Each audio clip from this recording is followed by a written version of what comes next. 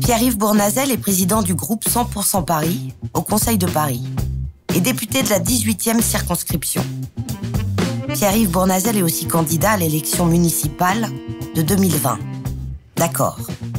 Mais qui est véritablement Pierre-Yves Bournazel ? Un petit pousset parti en campagne face à de vilains ogres de la politique ? Sûrement pas.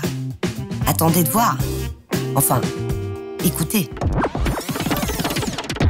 Nous sommes des coriaces et des tenaces. Voilà ce que j'ai appris en Corrèze de la politique, c'est qu'il faut aimer les gens et il faut avoir de fortes convictions républicaines.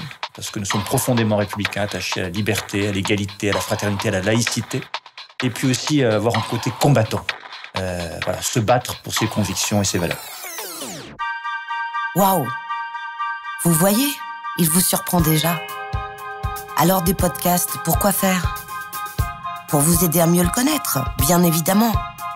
Mieux connaître son parcours, ses idées, sa vision de la société. Découvrir l'homme et comprendre les raisons qui l'amènent, aujourd'hui, à se présenter face à vous, chères Parisiennes et chers Parisiens.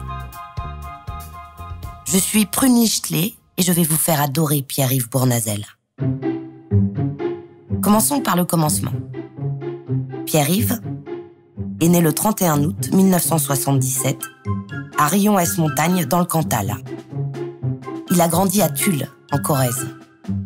Mais qui était le jeune Bournazel ? Bon élève ? Indiscipliné ? Aventurier ?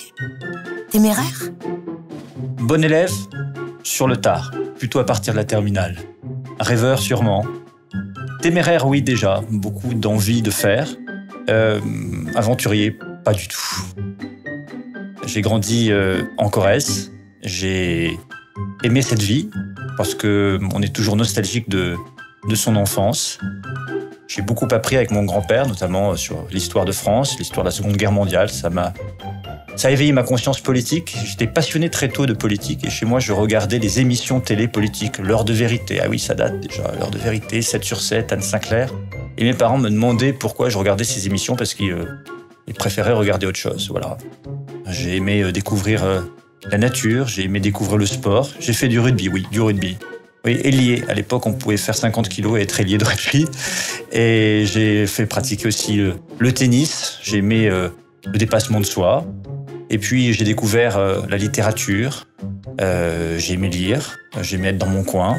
J'avais aussi pas mal de copains et de copines. Et j'aimais bien échanger avec eux, discuter, rigoler. Et puis, j'aimais aussi téléphoner, puisqu'il paraît qu'il y avait des notes de téléphone astronomiques. Et chaque mois, ou tous les 2 mois, je crois que c'était la note de téléphone, on m'expliquait qu'il fallait réduire la consommation d'appels. Et donc, voilà les souvenirs de cette enfance, de cette adolescence qui était, au fond, assez classique et en même temps assez singulière. Quelques années plus tard, Pierre-Yves Bournazel est admis à l'Institut d'études politiques de Toulouse. Est-ce à ce moment-là que notre jeune étudiant commence à s'intéresser à la politique ? Ou était-il déjà prédisposé ? Ah, la Corrèze, oui, c'est une terre très politique, mais une terre de modération. J'ai appris la politique avec mon grand-père, par le goût de l'histoire, mais aussi parce qu'il y avait des grands personnages.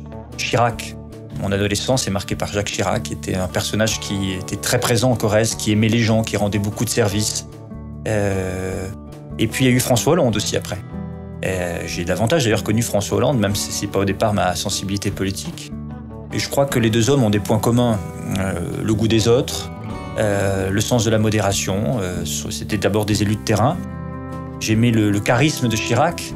Et puis, évidemment, après, quand il est devenu président, c'était la fierté de la Corrèze. Puis on en a eu un deuxième avec François Hollande, avec qui d'ailleurs j'avais, il y a quelques semaines, une conversation, car je vais voir de temps en temps dans ses bureaux de la rue de Rivoli François Hollande, pour échanger avec lui, pour parler du temps qui passe, du temps qui reste, mais aussi de politique nationale, parisienne, corrézienne. Et c'est un homme qui a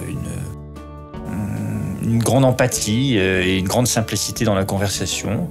Et je trouve que si j'ai combattu ses idées politiques sur un certain nombre de sujets lorsqu'il était président, je pense que sur l'essentiel, il n'a pas démérité. Et au fond, les Corréziens sont toujours sous-estimés.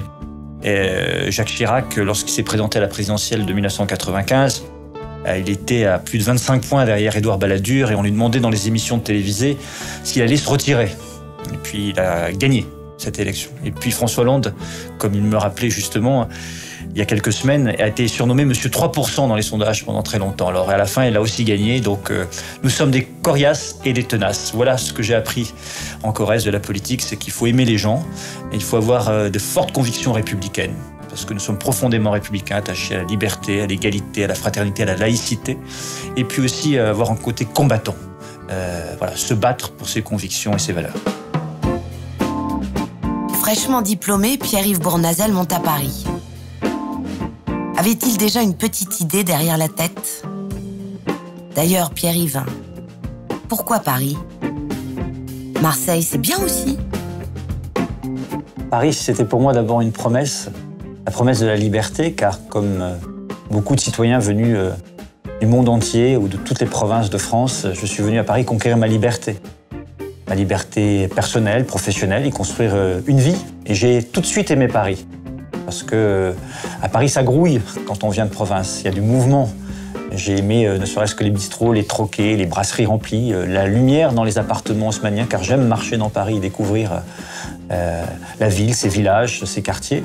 Et puis Paris, c'est aussi la promesse eh bien, de lendemain meilleur. Et quand on vient de sa province, évidemment, c'est un changement profond. Donc j'ai aimé tout de suite Paris. J'ai aimé son ambiance, j'ai aimé son patrimoine, ses théâtres, ses cinémas, ses musées. C'est la vie culturelle, Paris, d'abord. Et cette liberté ne va pas sans la culture. Et puis après, j'ai construit ma vie professionnelle, un engagement, c'est vrai, politique. Quand on tombe amoureux de Paris, eh bien, on vient tout de suite au service de Paris.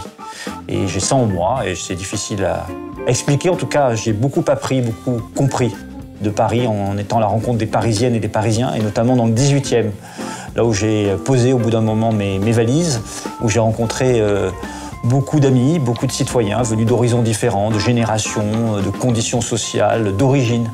Le 18e, c'est l'arrondissement de la diversité. Diversité sociale, diversité générationnelle, diversité d'origine. Et au fond, c'est là qu'on comprend Paris. Paris, ville-monde, ville de la diversité, mais qui est composée de villages, 81 maintenant villages, et 80 villages dans lesquels il faut qu'ils fassent bon vivre. Et donc il y a un esprit aussi, je l'ai vu à Montmartre, mais je l'ai vu à la Goutte d'Or, je l'ai vu à la Porte de Clignancourt, notamment dans le 18e, mais on le voit à Ménilmontant, à Belleville, à Saint-Germain-des-Prés, dans des quartiers très différents de Paris, ce sont des villages. Voilà. Paris, c'est aussi la marque d'un peuple frondeur. On l'a vu dans son histoire, qui n'aime pas qu'on lui dicte sa pensée, ses choix. Et j'aime cette liberté de ton des Parisiennes et des Parisiens. Et nous, les Montmartrois, nous avons cette liberté de ton. On l'a prouvé et on va continuer à le prouver parce que beaucoup de choses commencent par le 18e et par Montmartre. Ah, Paris, la ville lumière, tout ce que m'a donné Paris. Ce n'est pas de moi, c'est Pierre-Yves Bournazel qui le dit. Vous aussi, vous êtes comme moi. Vous voulez savoir. Comme chaque Parisienne et chaque Parisien, j'ai des souvenirs, des moments de vie inoubliables à Paris. J'aime cette ville. C'est l'endroit où j'ai passé le plus longtemps de ma vie. Et au fond, quand on arrive à Paris, qu'on l'aime, on ne peut pas la quitter, cette capitale. Et je suis venu aussi dans le 18e, il y a plus de 12 ans. Et j'ai aimé cet arrondissement. J'ai aimé mon village de Montmartre et c'est des souvenirs de rencontres, d'amitié, de disputes, d'échanges, d'apprentissage de la vie, tout simplement.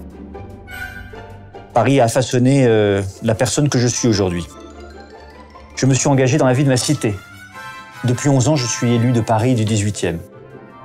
Et j'ai toujours été fidèle à Paris au 18e, car quand on aime sa ville, quand on aime son arrondissement, on ne les quitte pas. Et j'y ai connu des défaites, une victoire importante à la surprise générale en 2017 en devenant député. J'ai beaucoup appris dans le 18e parce que c'est un arrondissement de la diversité. Mais j'ai tissé une relation de confiance avec les citoyens venus d'horizons politiques différents, de gauche, de droite, sans avis, sans étiquette. Des citoyens qui ont envie simplement d'avoir des élus de proximité à l'écoute et qui ont envie aussi de citoyens engagés, pas de politiciens. Je suis d'abord un citoyen engagé dans la vie de la cité, qui a une vision de la ville.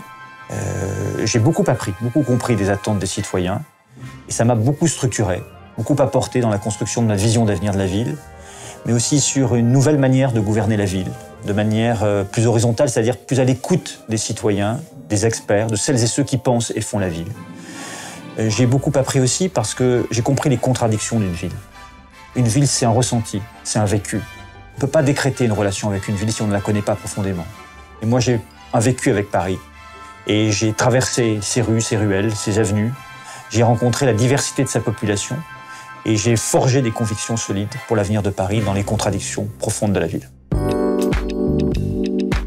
C'est vrai, Paris a apporté beaucoup aux jeunes Corréziens venus conquérir sa liberté.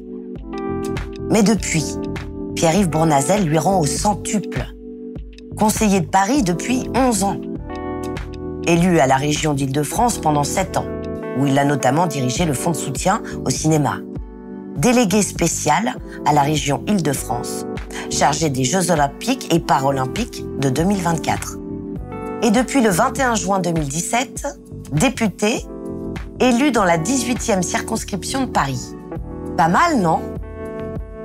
Pierre-Yves Bournazel a incontestablement de l'expérience. Chacun sait que c'est un gros bosseur, sur le terrain 7 jours sur 7, qui a acquis une solide connaissance des dossiers parisiens. Maintenant que vous le connaissez un peu mieux, vous vous dites comment un homme engagé sincèrement dans la vie des Parisiennes et des Parisiens peut-il bénéficier d'un si faible score dans les sondages, face à des candidats qui, souvent, connaissent bien moins Paris? Ça n'a pas l'air de l'impressionner. Comme Bertrand Delanoë en 2001, face à Jack Lang, puis Philippe Séguin, qui étaient tous deux donnés largement favoris. Enfin, vous qui écoutez, vous savez. Mais je pense à tous ceux que Pierre-Yves Bournazel doit encore convaincre. En attendant le nouvel épisode, écoutez, réécoutez, partagez et ne vous inquiétez pas. S'il reste encore des sceptiques, nous allons les convaincre.